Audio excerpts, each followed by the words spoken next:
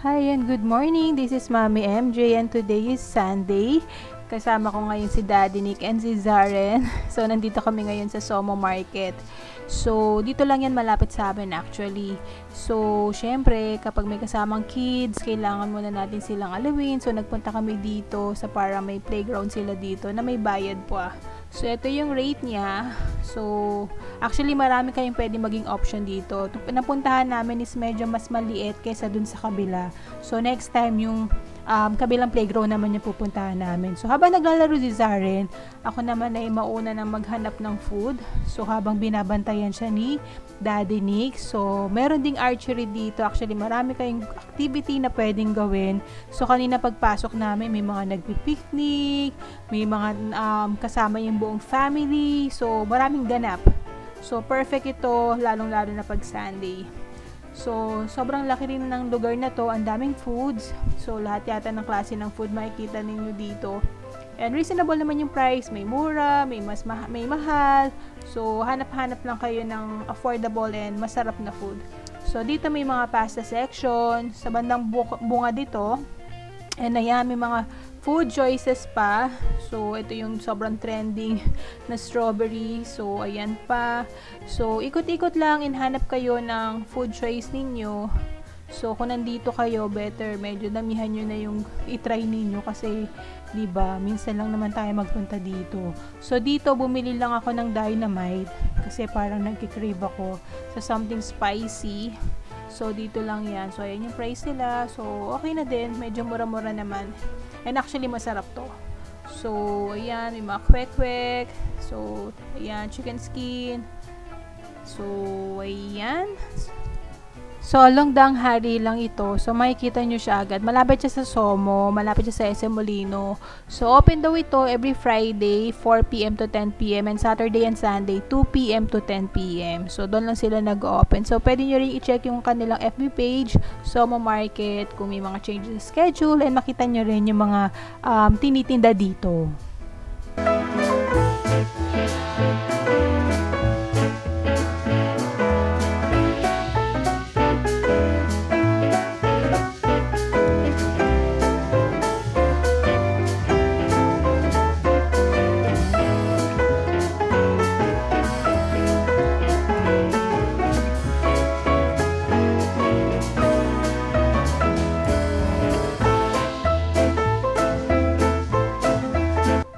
So, ang nakakatawa pa dito, meron din siyang live band. So, pwede rin siya sa mga barkada talaga. Sobrang sulit na pagpunta nyo dito.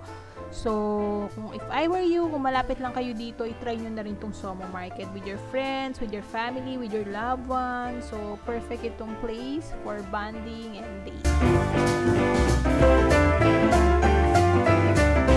Ayan, na-timing din namin na meron siyang pa-fireworks sa gabi. So, si Zaren dito tuwang-tuwa siya kasi akala niya siya, New Year.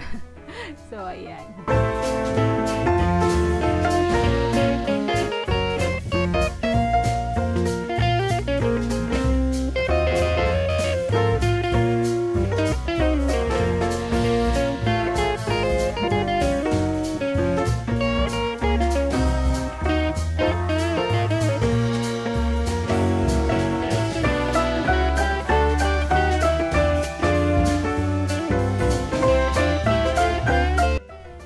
Ayan, nauuhaw na kami kakalakad ni Daddy Nick tsaka doon sa kinain naming mangga tsaka sa dynamite. So, naghahanap ako ng avocado.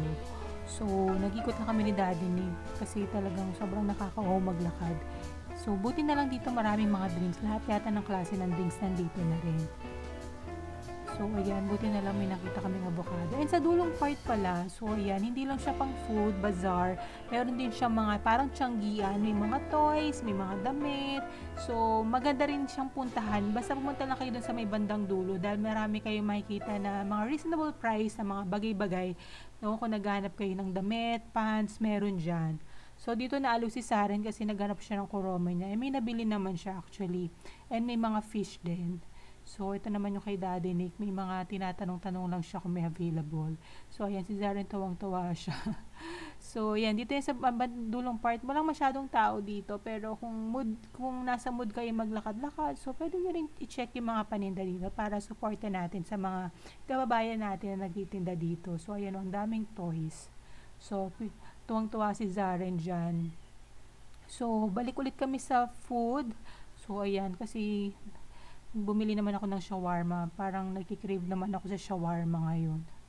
So, ayan, talagang, ayan, kay Zaren popcorn. Kasi favorite niya yung popcorn. Hindi ko alam bakit favorite niya yung popcorn. And ayan, may lechon belly din. Pero hindi kami bumili niya. So, ito yung mangga na binili ko kanina. So, 99 pesos lang siya. Isang cup na siya. Actually, malaki siya.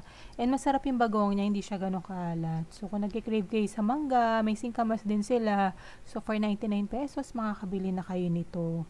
And marami talaga siyang actually. Lahat na nakasalubong ko dito, may dala nito. Kaya talagang ito yung pinakauna kong hinanap kanina. So, ayan, tuwang-tuwa kami ni Daddy kasi masarap talaga yung bagong niya. And bumili lang ako ng melon juice.